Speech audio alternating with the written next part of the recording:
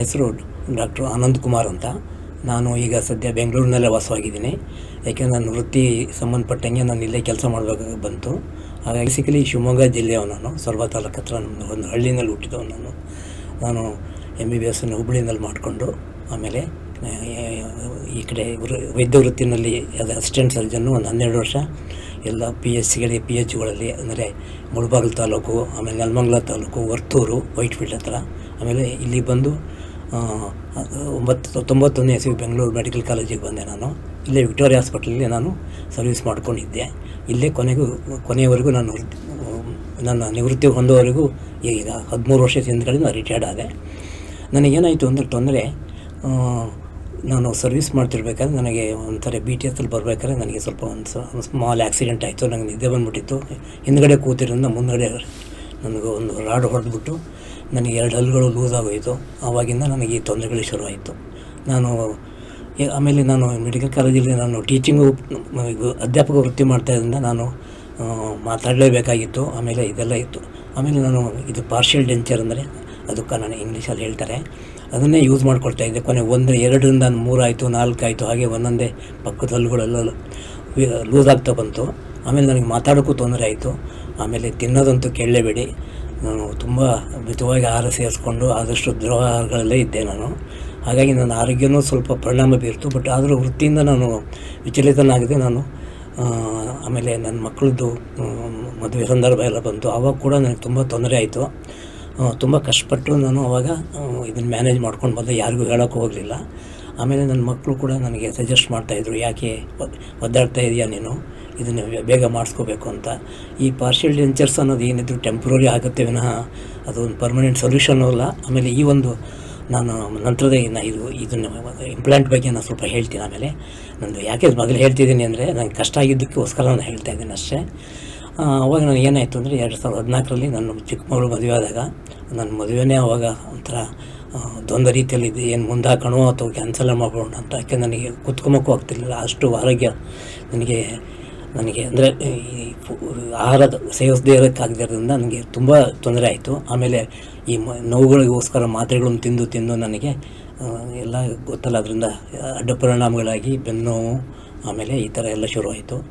ಆಮೇಲೆ ನಮ್ಮ ಮಕ್ಕಳು ಮದುವೆಯಾಗಿ ಪಾಪ ಅವರವರು ಮನೆಗಳಿಗೆ ಹೋದರು. ಕೊನೆಗೆ ನನ್ನ ಚಿಕ್ಕ ಮಗಳು, ದೊಡ್ಡ ಮಗಳು, ಅವಳು ಡೆಂಟಿಸ್ಟ್ ಆಗಿದ್ಲು. ಅವಳು ಯಾಕೆ ಅಪ್ಪ ತೊಂದರೆ ಪಡ್ತಾಯಿದೆಯಾ ನೀನು, ಇದಕ್ಕೆಲ್ಲ ಇಂಪ್ಲಾಂಟ್ ಮಾಡಿಸ್ಕೊಂಡ್ರೆ ನಿನಗೆ ಪರ್ಮನೆಂಟ್ ಸೊಲ್ಯೂಷನ್ ಸಿಗುತ್ತೆ ಅಂಥೇಳಿ ಅವ್ರ ಗುರುಗಳಾದ ಡಾಕ್ಟರ್ ಗಿರೀಶ್ ಅವರು ತುಂಬ ಈ ವಿಷಯದಲ್ಲಿ ತುಂಬ ಪರಿಣಿತಿ ಹೊಂದವರು. ಅವರು ಏಕೆಂದರೆ ಎಲ್ಲ ಕಡೆ ಇಂಗ್ಲೆಂಡು UK-ನಲ್ಲೆಲ್ಲ ಅವರು ಸರ್ವಿಸ್ ಮಾಡಿ ತುಂಬ ವರ್ಷ ಅವರಿಗೆ ಅನುಭವ ಇರೋದ್ರಿಂದ ಒಂದು ಸಲ ಕರ್ಕೊಂಡೋಗಿ ತೋರಿಸ್ತಿದ್ದು. ಆದರೂ ನಾನು ಒಂಥರ ಹೆದರ್ಕೊಂಡೇ ಬಂದೆ ನಾನು ಇಲ್ಲಿಗೆ. ನನಗೆ ಏನೂ ಬೇಡ, ನನಗೆ ಸಾಕಾಗೋಗ್ಬಿಟ್ಟಿದೆ ಅಂತ. ಆದರೂ ಒಂಥರ ಏನಾಗಲಿ ಕರ್ಕೊಂಬಂದ್ಲು ಅಂತ ಬಂದೆ. ಅವರು ತುಂಬ ಚೆನ್ನಾಗಿ ಮಾತಾಡಿಸಿ ನನಗೆ ಒಂಥರ ಮಾನಸಿಕವಾಗಿ ತುಂಬ ಸ್ಥೈರ್ಯ ಎಲ್ಲ ಕೊಟ್ಟು ನೀವು ಮಾಡಿಸ್ಕೊಡಿ.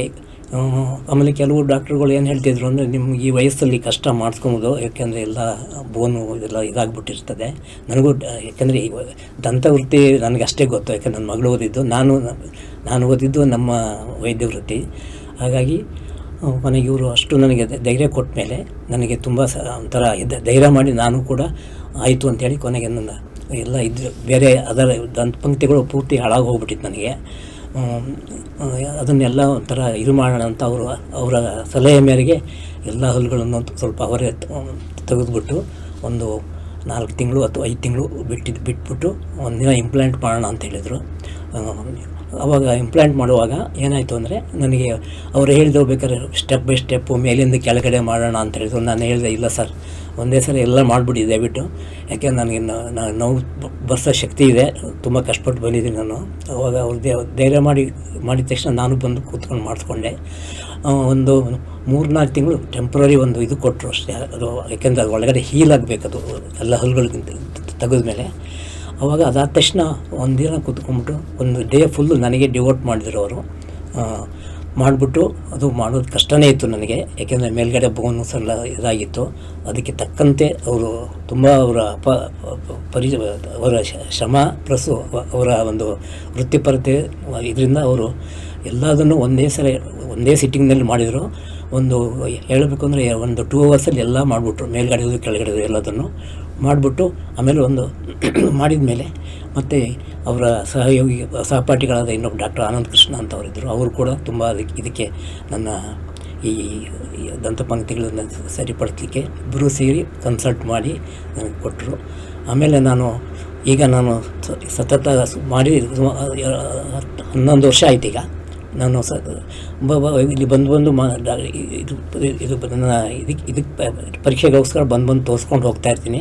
ಇಲ್ಲಿವರೆಗೂ ನನಗೆ ಏನೂ ತೊಂದರೆ ಆಗಿಲ್ಲ. ಆಮೇಲೆ ನನಗೆ ಆರೋಗ್ಯದಲ್ಲಿ ನನಗೆ ಮಾನಸಿಕವಾಗಿ, ದೈಹಿಕವಾಗಿ, ಪ್ಲಸ್ ನನ್ನ ಒಂದು ಸ್ಪಿರಿಚುವಲ್ಲು ಅಥವಾ ಒಂದು ಎಮೋಷನಲ್ಲಕ್ಕೆ ನಾನು ಇನ್ನೂ ವೃತ್ತಿ ಕಂಟಿನ್ಯೂ ಅಂದರೆ ನಮ್ಮ ವೈದ್ಯ ವೃತ್ತಿಗೆ ನಿವೃತ್ತಿ ಅನ್ನೋದೇ ಇಲ್ಲ. ಬಂದು ಹಳಬರೆಲ್ಲ ನಾನು ಕೇಳ್ತಾನೆ ಇರ್ತಾರೆ. ಈಗ ನಾನು ಧೈರ್ಯವಾಗಿ ಮಾತಾಡ್ತೀನಿ.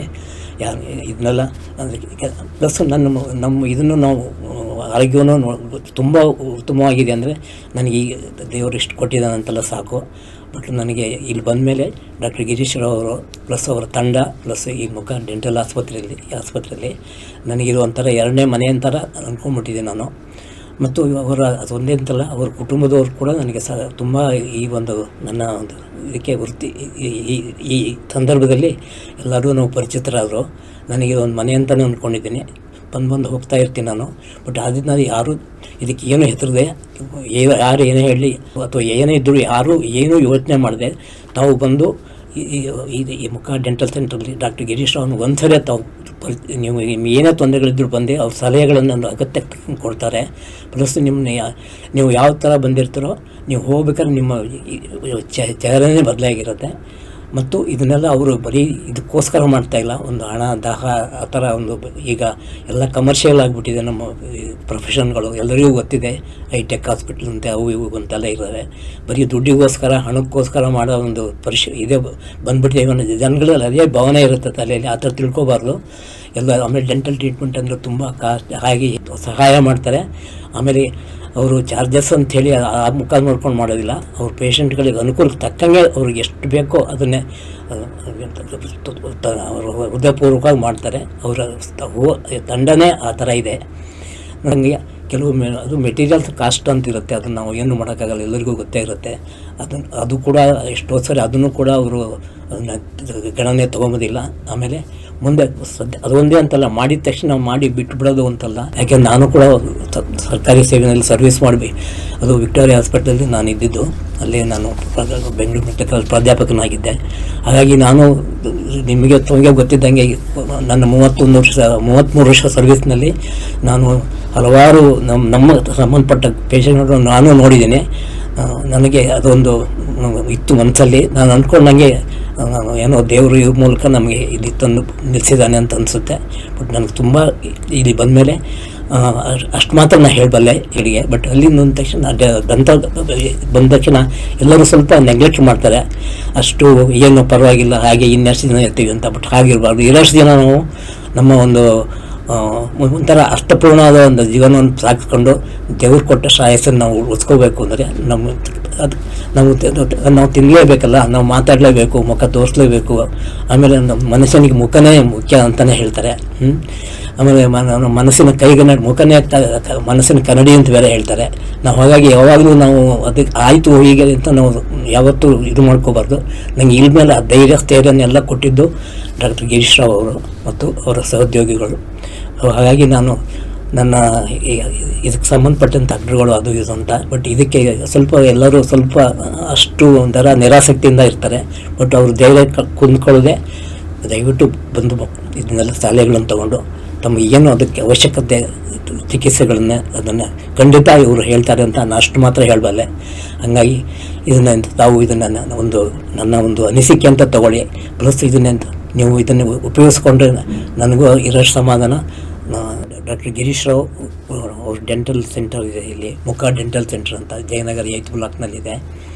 ಅವರು ಈ ವೃತ್ತಿಯಲ್ಲಿ ಹಲವಾರು ವರ್ಷಗಳನ್ನು ನುರಿತ ವೈದ್ಯರು ಅಂತಲೇ ಹೇಳ್ಬೋದು. ತುಂಬ ನುರಿತರು. ಆಮೇಲೆ ವೃತ್ತಿ ಅವರಿಗೆ ಒಂಥರ ಅವರಿಗೆ ರಕ್ತಗತವಾಗಿ ಬಂದ್ಬಿಟ್ಟಿದೆ. ಆಮೇಲೆ ಅದನ್ನು ನಾನು ಉತ್ಪ್ರೇಕ್ಷೆಯಾಗಿ ಹೇಳ್ತಾ ಇಲ್ಲ. ಇದನ್ನು ಮಾಡಿಸ್ಕೊಂಡ್ರೆ ತಮ್ಮ ಆರೋಗ್ಯ ಎಲ್ಲವೂ ಉತ್ತಮಗೊಳ್ಳುತ್ತೆ ಅಂತ ನಾನು ಖಂಡಿತ ಭಾವಿಸ್ತೀನಿ. ನಾನು ವೈದ್ಯನಾಗಿ ಇನ್ನೊಬ್ಬ ವೈದ್ಯರನ್ನ ನಾನು ಒಂದು ಇದನ್ನು ಹೊಗಳಬೇಕು ಅಥವಾ ಇದು ಮಾಡಬೇಕು ಅಂತ ನಾನು ಹೇಳ್ತಾ ಇಲ್ಲ. ನನ್ನ ವೈಯಕ್ತಿಕ ನಾನೇ ವೈದ್ಯನಾಗಿ ಸ್ವಂತ ಆಗಿ ಇನ್ನೊಬ್ಬ ವೈದ್ಯರನ್ನ ನಾನು ಅದರಲ್ಲಿ ಹೇಳೋದ್ರಲ್ಲಿ ಏನೂ ತಪ್ಪು ಇಲ್ಲ ಅಂತ ನನ್ನ ಭಾವನೆ. ಯಾಕೆಂದ್ರೆ ನನಗೆ ಒಂಥರ ನಾನು ಮೊದಲೇ ಹೇಳಿದಾಗೆ ಇದನ್ನೇನು ನೆಗ್ಲೆಕ್ಟ್ ಮಾಡಿದೆ ಅಥವಾ ಏನು ಮಾಡಿದೆ, ಎಷ್ಟು ದಿನ ನಾವು ಚೆನ್ನಾಗಿರೋಣ ತಿಂದ್ಕೊಂಡು. ಯಾಕೆಂದರೆ ಆರೋಗ್ಯಕ್ಕೆ ನಾವು ದೇಹಕ್ಕೆ ಬೇಕಾಗಿರೋದು ಮುಖ್ಯವಾದ ಆಹಾರ ಸೇವನೆಗಳು. ಆಮೇಲೆ ಅದನ್ನು ತಿನ್ನಕ್ಕೆ ಅಗಿಯೋದಕ್ಕೆ ಹಲ್ಲುಗಳು ಬೇಕೇ ಬೇಕು. ಆಮೇಲೆ ಅದು ಚೆನ್ನಾಗಿ ಪಚನ ಇಲ್ಲದ್ರೆ ಒಳಗಡೆ ಆಗೋದಿಲ್ಲ. ಆಮೇಲೆ ಆರೋಗ್ಯವನ್ನು ಕೂಡ ಕ್ಷೀಣಿಸ್ತಾ ಹೋಗುತ್ತದೆ. ಆಮೇಲೆ ಅನೇಕ ಕಾಯಿಲೆಗಳಿಗೂ ಕೂಡ ಇದು ಒಂದು ಮೂಲ ಕಾರಣವಾಗ್ಬೋದು ಅಂತ ನಮ್ಮ ವೈದ್ಯ ವೃತ್ತಿಯಲ್ಲೂ ಅದು ಇದ್ದೇ ಇದೆ. ಅದು ಡಾಕ್ಟರ್ ಗಿರೀಶ್ ರಾವ್ ತಂಡದವರಿಗೆ ಅವರಿಗೂ ವೈಯಕ್ತಿಕವಾಗಿ ನನ್ನ ಒಂದು ವಂದನೆಗಳನ್ನು ಹೇಳೋದಕ್ಕೆ ನಾನು ತಿಳಿಸ್ಬಯಸ್ತೇನೆ.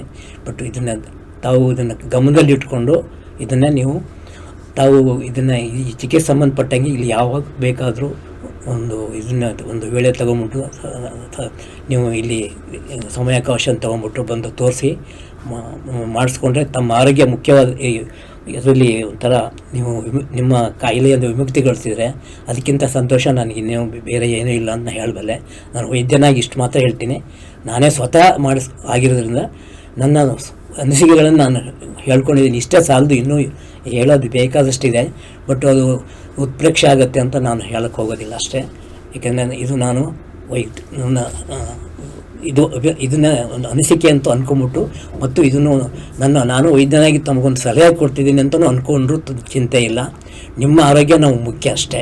ನೀವು ಯಾರೇ ಇರ್ಬೋದು, ಯಾವುದೇ ಸಮಾಜದಲ್ಲಿ ಯಾವುದೇ ವರ್ಗದ ಅಥವಾ ಅಂತಸ್ತು ಅದನ್ನೆಲ್ಲ ಏನೋ ಅಂದ್ಕೊಳ್ಳದೆ ಇಲ್ಲಿ ಬಂದರೆ ತಮಗೆ ಸೂಕ್ತವಾದ ಅವರು ಸಲಹೆಗಳನ್ನೇ ಚಿಕಿತ್ಸೆಗಳನ್ನೇ ಅವರು ಮಾಡೇ ಮಾಡ್ತಾರೆ ಅವರು.